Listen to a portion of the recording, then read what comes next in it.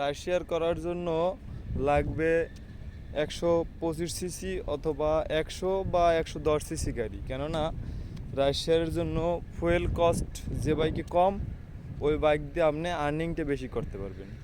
এখন ধরেন 110 সিসি আছে হুন্ডা লিভো, এরপরে আছে হিরো ইগনিটর, এরপরে যদি এর থেকে নিচে নেন যেমন 100 সিসি আছে হিরো স্প্লেন্ডার।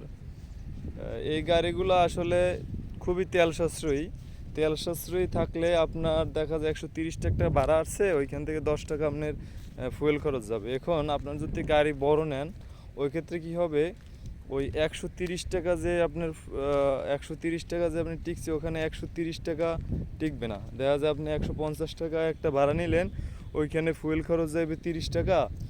আর যদি একটু ছোটো গাড়ি হয় তাহলে ওইখানে ফুয়েল খরচ যাবে 10 টাকা।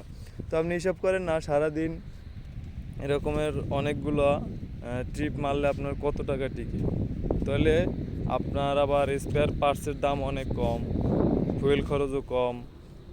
এরপরে যেমন এয়ার ফিল্টারের দাম ছোটো গাড়ির অনেক কম হয়। তো সব মিলিয়ে আমার মতে রাশিয়ার জন্য ছোটো গাড়ি ভালো, বড় গাড়ি কিন্তু বেটার না। কারণ বড় গাড়ির খরচ বেশি, ফুয়েল খরচ বেশি, স্পেয়ার পার্টসের দাম বেশি। তো বিভিন্ন কারণে ধরেন রাশিয়ার যদি করতে চান, ঠিক আছে, বড় গাড়ির যেমন কন্ট্রোলিং ভালো, ব্রেকিং সিস্টেম ভালো, কিন্তু ওইটা তো আপনার ওই আর্নিংটা খুব ভালো হবে না। তো সারাদিনে যদি আপনি 1000 টাকা ভাড়া মারলেন, ওইখান থেকে যদি 500 টাকা ফুয়েল খরচ যায়, তাহলে আপনার দেখা যায় মোবিল খরচ আছে, ওই ক্ষেত্রে খুব ভালো একটা আর্নিং হয় না। এটাই আর কি।